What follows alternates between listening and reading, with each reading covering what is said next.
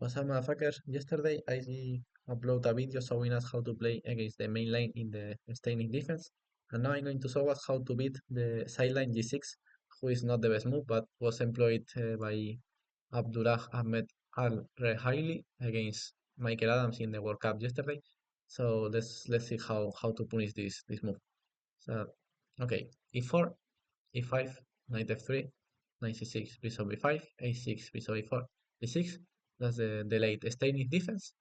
Short castle, knight f6, rook e1.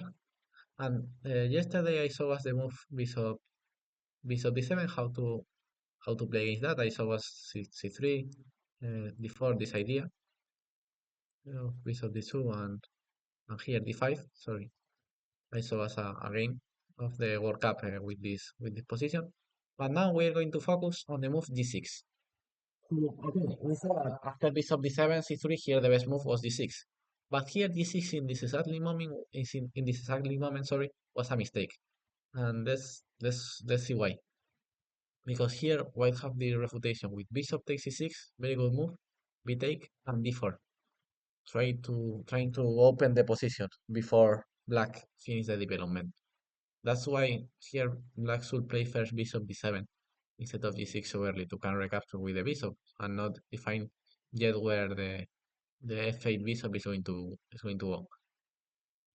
So here g6, there are games with g6 is a playable move, and there are like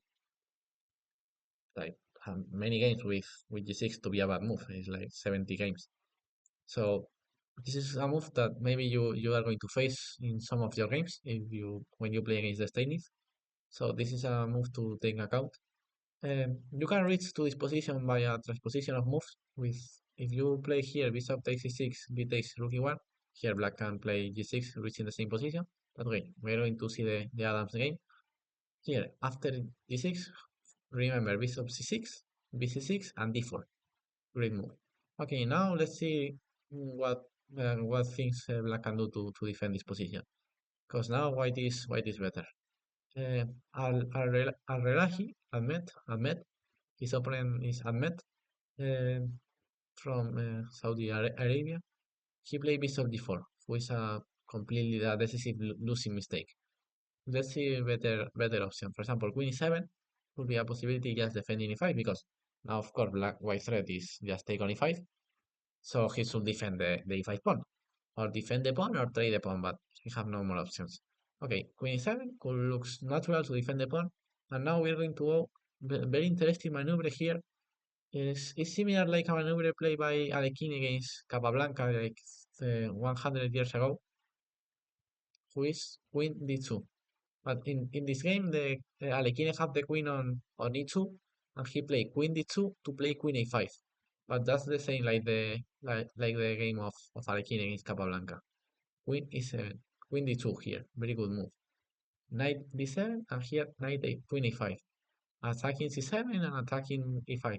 Great move, putting pressure in these two pawns, and the queen cannot be ejected by e5. Okay, let's see another ways to defend the pawn. For example, knight d7. Here we're going 97 is the best move. The take and the take. That's the best defense by.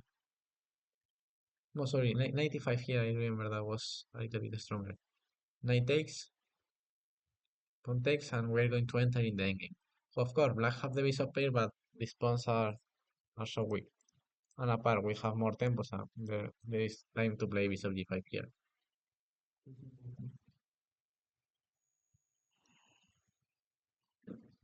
Wish, wish, wish.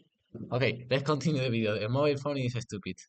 Um, King d8, bishop g5, bishop e7, and now and we have extra tempo with rook d1, improving the rook. And now we are going to trade the bishop pair and play against this bad bishop. Here, white have the advantage because the knight is a very good piece against the doubling pawns. Now the knight can land on c5, nobody can eject it, and this bishop have no so active goals in this position. So here white is better because these two bad pawns especially. Now the knight is landing on c5 and black is going to suffer a lot because of these double pawns. And if after 97 black take with the pawn, we can just play 92 and 94. So Okay, and the other option was just take the pawn.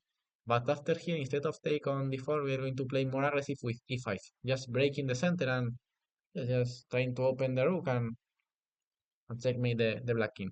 D takes 95, bishop b6, and now, okay, we say, okay, you close the c file. I'm just going to capture both pawns, or bishop g5, and white is better here. So Ahmed have played bishop g4.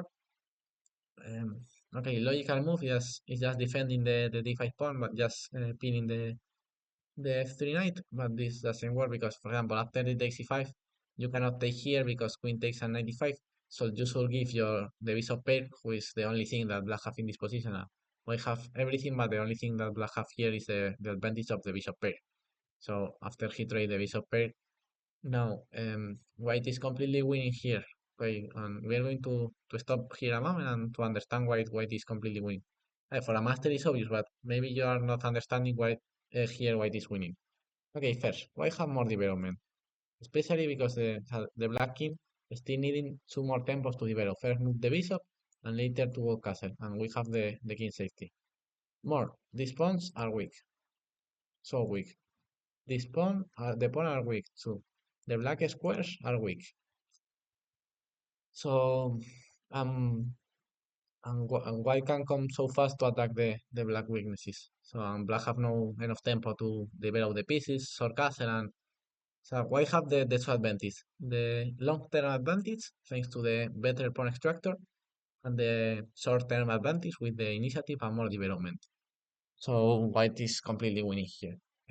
Michael has played bishop g5, which is a good move. Other options here are knight a3 followed by knight c4, or queen c3 followed by knight a3 and knight c4. That's the normal moves, just to attack the pawn on e5. But bishop g5 was fine, still developing pieces and attacking. Here bishop g7 was, I'm not going to say slightly better because both moves are completely lost. But okay, bishop d7 was another option. But here with white you can just reach c4 with the knight and c3 with the queen, or like this.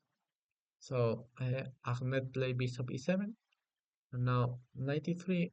Adams play 93, who I say that is a typical move here, and this is the white plan is reached. The square c4 with the knight and c3 with the queen. But here is a better order to play queen c3 first.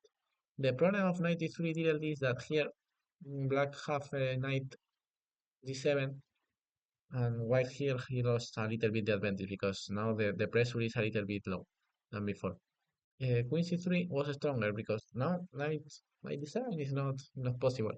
Black just should defend the pawns, and now you can game with the plan of knight e3 and knight c4. So this move order was a little bit stronger.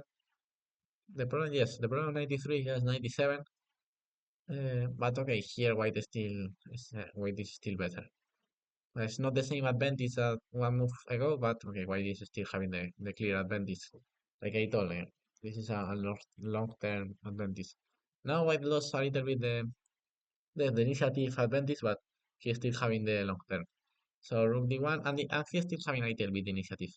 So rook d1 still placing pieces perfectly. Finally, the queens come to c3, and the knight comes to c4. We saw that black plays c5 to defend the pawn. The problem is that now there is a hole on d5. Knight c4, rook fd8, rook d5, attacking d5, f6. Now the black king is open. Now knight a5, rook e8. Because okay, knight e5 is threatening knight c6, rook e8, b3, knight f8, knight c6, attacking the queen, and finally the first pawn fallen. But it's logical. These weak pawns, these double pawns after in this position after the takes e5 look like it's going to fall, of course. So rook d1, queen c3, knight c4, knight d5. Sorry, we are in this position. The first pawn fall, and now the rest of the game was easy with extra pawn, and especially the safety of the kings are important too. It's not only the pawn is that the black king is open. Okay, now black just try to move his knight like 100 times. I play first 96, No, first knight f8, 96, knight f4, 96, 98, knight b7, 96. It's a good rook, but okay, he finally reads d6, who is like a normal square, but this knight is going to be traded by the by this knight on with knight c4. You spend okay 100 moves of the knight to improve your knight, but I just traded. A very good idea this 95. I really like this move 95 to play knight c4 and try the black base defender because the knight is making a very good yes a very good job in the defense. So we just going to trade the knight to can enter in the position. Very good move of Adam this h4. He have all his pieces good placement, and I told him when you have all your pieces good place, play your h4 or h3. Maybe if you have an aggressive position, you can play h4. In this position, h4 followed by h5, open the king, leaving the third rank checkmate. So I really like h4, still putting pressure there. Now h5, more pressure, king e5, and now queen e4. After take f5, the last 8, and king f8 and queen e2, and here black resign because the rook is trapped. So very good game of Michael Adams. I really like this game. He saw us how to punish the move g6 in the tennis. Like here, I made yes yesterday I made another video showing the principal line with bishop d7 and how to beat them. But in this video, okay, g6 is of course not a principal move, and you are going to face too much more times the move bishop d7. But g6 is interesting too, and it's fine to learn how to punish g6. I'm sure that one day you are going to face this move, like Michael Adams. And a part of the theoretical moves, I hope that you learn many ideas of improved pieces. And yes, in general, the game of Michael Adams was fine. So he advanced to the second round of the World Cup. So let's see how continues the tournament. Bye bye, motherfuckers.